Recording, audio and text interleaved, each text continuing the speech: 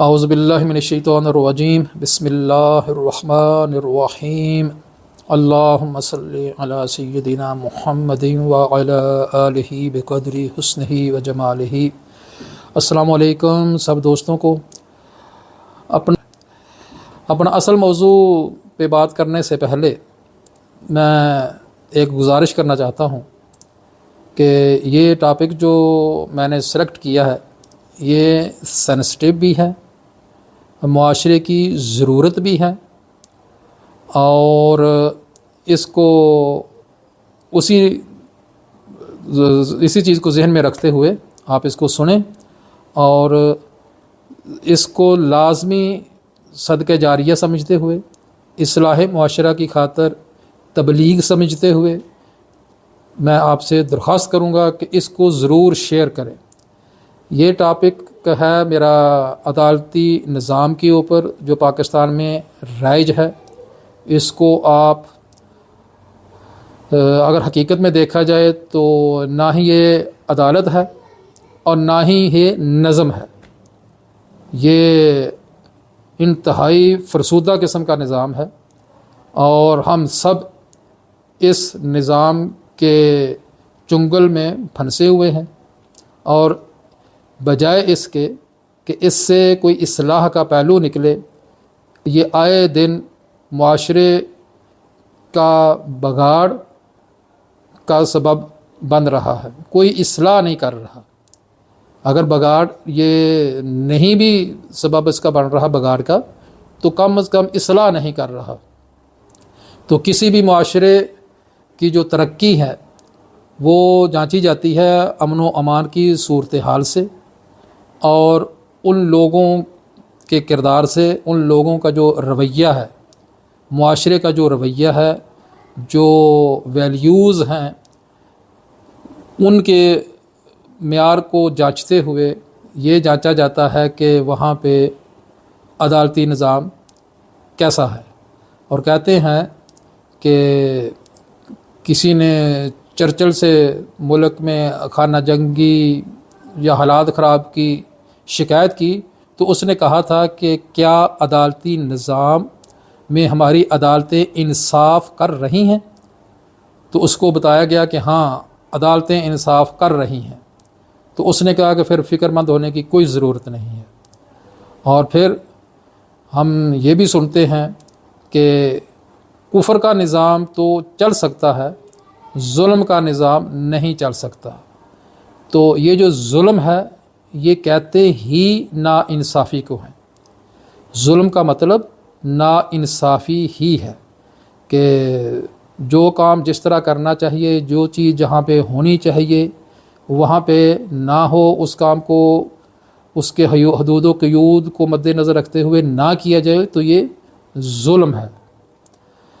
تو اللہ پاک نے بھی قرآن پاک میں جا بجا فرمایا ہے کہ انصاف کرو، انصاف کرو، اعدلوا هو اقرب للتقوی، کہ انصاف کرو یہ تقوی کے نزدیک ترین ہے، اقرب ہے، تقوی کے اقرب ہے۔ پھر نبی کریم صلی اللہ تعالیٰ علیہ وآلہ وسلم کی حدیث پاک کا مفہوم ہے کہ قیامت کے روز انصاف کرنے والا اللہ پاک کے عرش کے سائے کے نیچے ہوگا، اور اس دن اللہ کے عرش کے سائے کے علاوہ کوئی سایہ نہیں ہوگا۔ تو اس کا اگر ہم اس حدیث پاک کا جس کا میں نے مفہوم بیان کیا ہے، اس کا اگر ہم معنی مخالف لیں تو رونگٹے کھڑے کر دینے والی بات ہے کہ اگر انصاف کرنے والے کو اللہ پاک اس دن عرش کا سایہ میسر فرمائے گا، تو آپ خود غور فرما لیں کہ جو انصاف نہیں کر رہا، جو انصاف کی کرسی کے اوپر بیٹھ کے انصاف نہیں کر رہا، تو اس کا انجام کیا ہوگا۔ اس کے بارے میں بھی حدیث پاک میں مختلف وعیدیں وارد ہوئی ہیں۔ تو جب ہم اپنے دیکھتے ہیں اس کو عدالتی نظام کو، تو آپ ذرا غور فرمائیں کہ ایک جج ایک فیصلہ دیتا ہے बड़ी सोच विचार के बाद, इधर से वकील दलाइल की अंबार लगा रहा है, उधर से वकील दलाइल की अंबार लगा रहा है, और दरमियान में जो साइल है दोनों तरफ से वो बेचारे पिस रहे हैं। वकीलों की जो फ़ीसें हैं, जो अदालतों की फ़ीसें हैं, जो सरकारी फ़ीसें हैं, वो दे दे के बेचारे कंगाल हो जाते हैं, लेकिन इंसाफ उनको नहीं मिलता और मुकदमा तारीख पे तारीख चलती रहती है। और फिर एक जज फैसला करता है, और जब उसको अपील में हायर कोर्ट पे जाते हैं तो दूसरे एक जज बैठता है या दो जज बैठते हैं, वो पहले वाले जज के फ़ैसले को कल अदम करार दे देते हैं कि जी उसने फ़ैसला गलत किया है। अब होना तो ये चाहिए कि जिस जज ने गलत फ़ैसला दिया है और हायर कोर्ट के जजेस इस नतीजे पे पहुँचे हैं कि उसने गलत फ़ैसला दिया है, तो उस जज ने जिसने गलत फ़ैसला दिया है उसको नौकरी के ऊपर क्यों रखा हुआ है, उसके ऊपर जो सरकार का खर्चा हो रहा है, जो तनख्वाह उसको मिल रही है, जो मराहत वो ले रहा है, जो अपने बीवी बच्चों को वो सहूलतें जज बन के दे रहा है, हालांकि जो मराहत होती हैं वो जज के लिए होती हैं, उसके बीवी बच्चों के लिए नहीं होती। किसी भी सरकारी मुलाजिम की लिए जो उसको मराहत मिलती हैं वो उस इंडिविजुअल के लिए होती हैं, उसके बीवी बच्चों के लिए नहीं होती। तो अगर अब चूँकि हम बात जज की कर रहे हैं, तो जज अपने सारे पर्क्स मराहत एंजॉय कर रहा है, तनख्वाहें ले रहा है। अब अंदाज़ा आप लगाएं कि एक हाई कोर्ट या सुप्रीम कोर्ट का जज है, उसकी तनख्वाह वो 8 से 10 लाख उसकी तनख्वाह है। ये कम अज़ कम है, इससे ज़्यादा ही है वैसे, ये मैं मिनिमम शेयर कर रहा हूँ आपसे। 8 से 10 लाख तो उनकी पेंशन होती है, तो ये तनख्वाह तो यकीनन इससे ज़्यादा होती है। तो अगर एक जज गलत फ़ैसला दे रहा है तो 8-10 लाख किस बात का ले रहा है, तो उसको तो वार्निंग दें। एक फ़ैसला आ गया उसको वार्निंग दें, दूसरे फ़ैसले के ऊपर उसने गलत दिया उसको फ़र्क करें। और इसके लिए वैसे स्पेशल कोई सिस्टम होना चाहिए। अभी तक पाकिस्तान में जो सिस्टम राइज है वो यही है कि अगर उसने 10-12 साल एज ए लॉयर प्रैक्टिस की है तो वो जज बनने के लिए अहल है, चाहे वो किसी भी सियासी पार्टी का बंदा हो या उसका कोई भी एजेंडा हो, तो वो जज बनने का अहल है। और मैं समझता हूँ कि शायद इसी वजह से ही पाकिस्तान का जो अदालती निज़ाम चल रहा है उसमें प्रॉब्लम्स आ रहे हैं।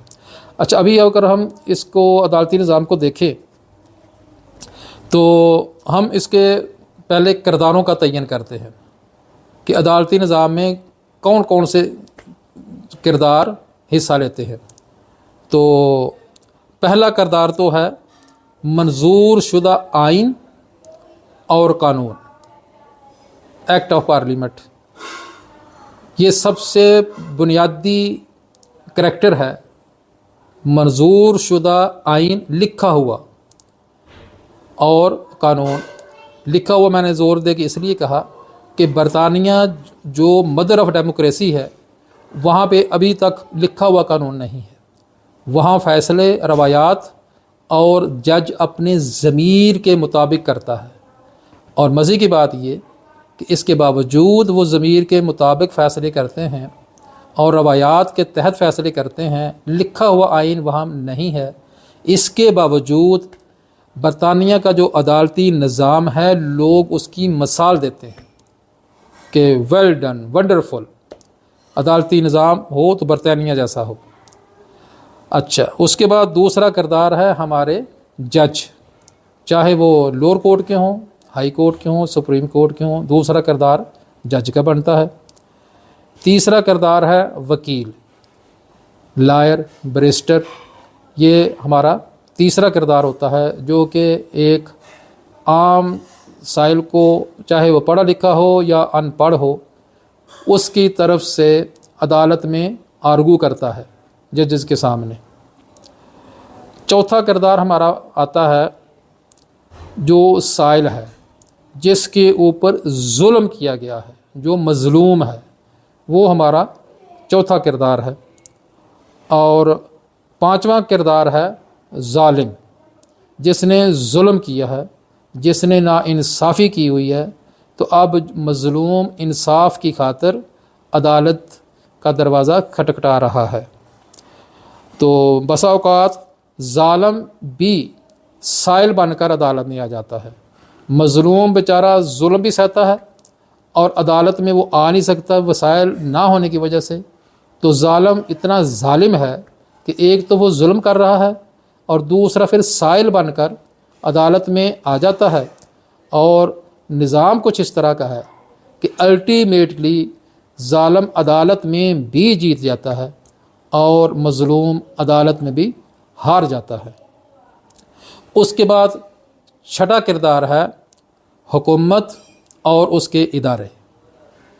حکومت اور اس کے ادارے کے ججز نے تو فیصلہ دینا ہے، ان کے پاس کوئی طاقت نہیں ہے، کوئی ادارہ نہیں ہے ان کے متحد کہ جو ان کے فیصلے کو امپلیمنٹ کروا سکے۔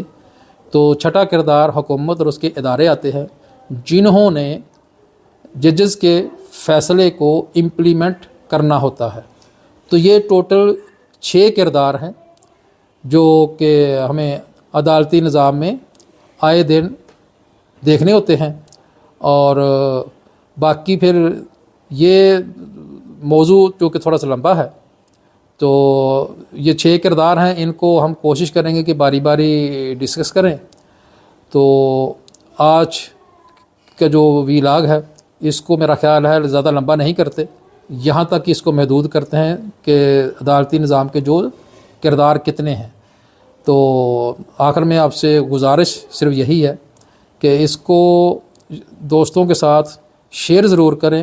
یہ سب کا مسئلہ ہے، میرا بھی ہے مسئلہ، آپ کا بھی مسئلہ ہے، ہر انسان کا مسئلہ ہے۔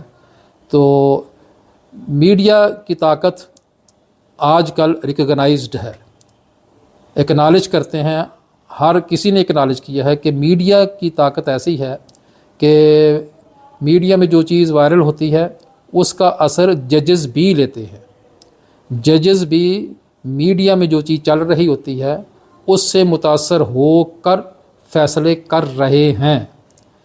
تو اس چیز کو زیادہ سے زیادہ وائرل کرنے کی کوشش کریں تاکہ ایک پریشر جو ہے وہ ان کرداروں کے اوپر جو کہ اس سسٹم کو چینج کر سکتے ہیں وہاں تک یہ بات پہنچے، اور اگر وہ نہ بھی کریں تو کم از کم ہم اپنا حصہ ضرور ڈالیں کہ ہم جو کر سکتے تھے، جو ہماری بساط میں تھا، لا یکلف اللہ نفسا الا وسعہا، کہ اللہ پاک نے انسان کی جو طاقت ہے اس سے زیادہ اس کو مکلف نہیں کیا۔